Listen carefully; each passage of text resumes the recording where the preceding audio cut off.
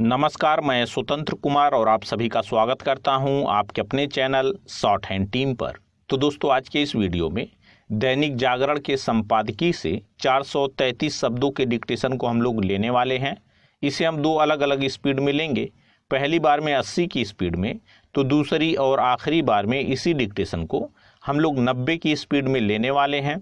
अगर आपको इस डिक्टेशन के PDF की ज़रूरत है या इसमें आए हुए महत्वपूर्ण शब्दों के आउटलाइंस को जानना चाहते हैं तो आप हमारे टेलीग्राम ग्रुप को ज्वाइन कर सकते हैं। लिंक इसी वीडियो के ठीक नीचे डिस्क्रिप्शन बॉक्स में आपको मिल जाएगा। तो 80 की स्पीड में आपका डिक्टेशन स्टार्ट होगा 5 सेकंड के बाद। तब तक के लिए आप रेडी रहें।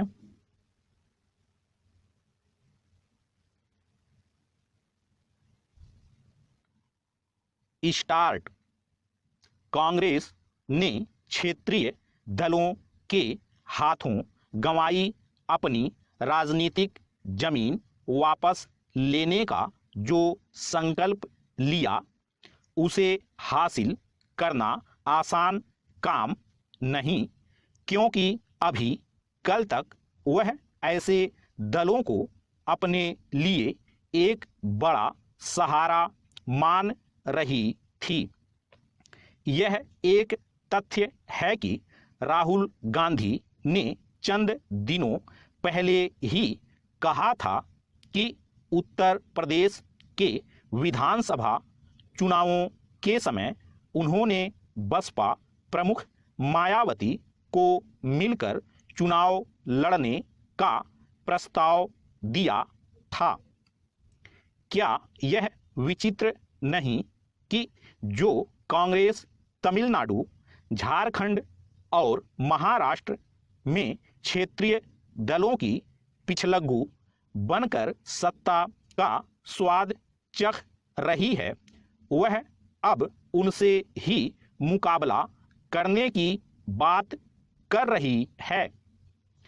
क्या यह माना जाए कि कांग्रेस तमिलनाडु, झारखंड और महाराष्ट्र की साझा सरकारों से बाहर आ जाएगी?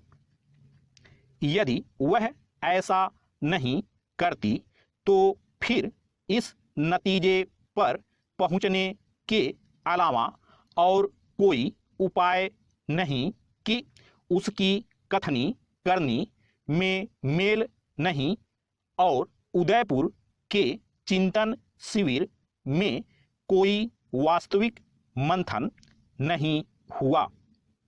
पैरा। यदि कांग्रेस क्षेत्रीय दलों से मोर्चा लेने को सचमुच तैयार है तो इसका अर्थ है कि वह अपनी दशकों पुरानी नीति का परित्याग कर एकला चलो की राह पर चलेगी। उसने ऐसा ही इरादा 1998 के अपने पचमढ़ी चिंतन शिविर में व्यक्त किया था, लेकिन कुछ समय बाद यानी 2003 में शिमला में जो चिंतन किया गया उसका निष्कर्ष यह था कि गठबंधन राजनीति वक्त की जरूरत है।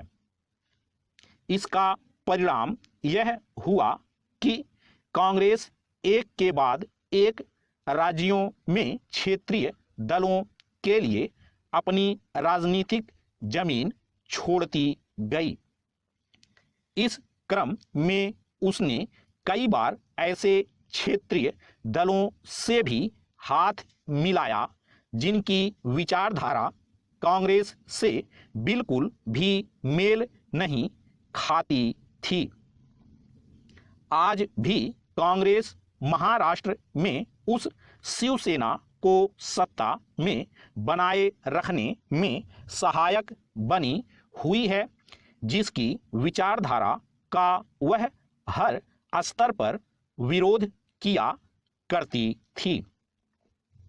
क्या कांग्रेस अपने कार्यकर्ताओं और समर्थकों को इस सवाल का कोई संतोषजनक जवाब दे सकती है कि वह किस रीति नीति के तहत शिवसेना की पालकी ढो रही है।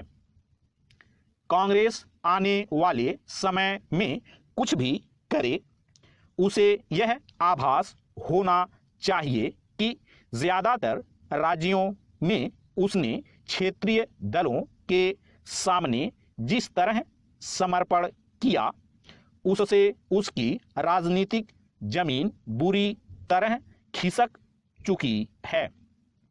यदि कांग्रेस को यह लगता है कि वह उन तौर तरीकों के सहारे अपनी खोई हुई राजनीतिक जमीन वापस ले लेगी जो क्षेत्रीय दलों ने अपना रखे हैं, तो यह उसकी भूल ही है। क्षेत्रीय दल सामाजिक न्याय के नाम पर या तो जातिवाद और क्षेत्रवाद की राजनीति करते हैं या फिर गरीबों को रेवड़ियां बांटने की।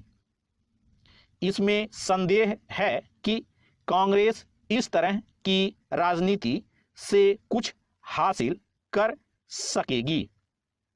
स्टॉप।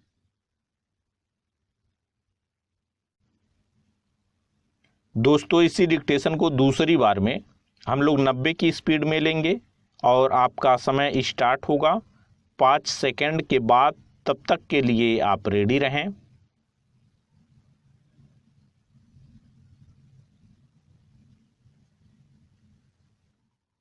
स्टार्ट। कांग्रेस ने क्षेत्रीय दलों के हाथों गंवाई अपनी राजनीतिक जमीन वापस लेने का जो संकल्प लिया, उसे हासिल करना आसान काम नहीं, क्योंकि अभी कल तक वह ऐसे दलों को अपने लिए एक बड़ा सहारा मान रही थी। यह एक तथ्य है कि राहुल गांधी ने चंद दिनों पहले ही कहा था कि उत्तर प्रदेश के विधानसभा चुनावों के समय उन्होंने बसपा प्रमुख मायावती को मिलकर चुनाव लड़ने का प्रस्ताव दिया था। क्या यह विचित्र नहीं कि जो कांग्रेस तमिलनाडु, झारखंड और महाराष्ट्र में क्षेत्रीय दलों की पिछलग्गू बनकर सत्ता का स्वाद चख रही है, वह अब उनसे ही मुकाबला करने की बात कर रही है। क्या यह माना जाए कि कांग्रेस तमिलनाडु, झारखंड और महाराष्ट्र की साझा सरकारों से बाहर आ जाएगी? यदि वह ऐसा नहीं करती तो फिर इस नतीजे पर पहुंचने के अलावा और कोई उपाय नहीं कि उसकी कथनी करनी में मेल नहीं और उदयपुर के चिंतन शिविर में कोई वास्तविक मंथन नहीं हुआ। पैरा। यदि कांग्रेस क्षेत्रीय दलों से मोर्चा लेने को सचमुच तैयार है तो इसका अर्थ है कि वह अपनी दशकों पुरानी नीति का परित्याग कर एकला चलो की राह पर चलेगी। उसने ऐसा ही इरादा 1998 के अपने पचमढ़ी चिंतन शिविर में व्यक्त किया था, लेकिन कुछ समय बाद यानी 2003 में शिमला में जो चिंतन किया गया उसका निष्कर्ष यह था कि गठबंधन राजनीति वक्त की जरूरत है। इसका परिणाम यह हुआ कि कांग्रेस एक के बाद एक राज्यों में क्षेत्रीय दलों के लिए अपनी राजनीतिक जमीन छोड़ती गई। इस क्रम में उसने कई बार ऐसे क्षेत्रीय दलों से भी हाथ मिलाया जिनकी विचारधारा कांग्रेस से बिल्कुल भी मेल नहीं खाती थी। आज भी कांग्रेस महाराष्ट्र में उस शिवसेना को सत्ता में बनाए रखने में सहायक बनी हुई है जिसकी विचारधारा का वह हर स्तर पर विरोध किया करती थी। क्या कांग्रेस अपने कार्यकर्ताओं और समर्थकों को इस सवाल का कोई संतोषजनक जवाब दे सकती है कि वह किस रीति नीति के तहत शिवसेना की पालकी ढो रही है? कांग्रेस आने वाले समय में कुछ भी करे, उसे यह आभास होना चाहिए कि ज्यादातर राज्यों में उसने क्षेत्रीय दलों के सामने जिस तरह समर्पण किया उससे उसकी राजनीतिक जमीन बुरी तरह खिसक चुकी है। यदि कांग्रेस को यह लगता है कि वह उन तौर तरीकों के सहारे अपनी खोई हुई राजनीतिक जमीन वापस ले लेगी जो क्षेत्रीय दलों ने अपना रखे हैं, तो यह उसकी भूल ही है। क्षेत्रीय दल सामाजिक न्याय के नाम पर या तो जातिवाद और क्षेत्रवाद की राजनीति करते हैं या फिर गरीबों को रेवड़ियां बांटने की। इसमें संदेह है कि कांग्रेस इस तरह की राजनीति से कुछ हासिल कर सकेगी। स्टॉप।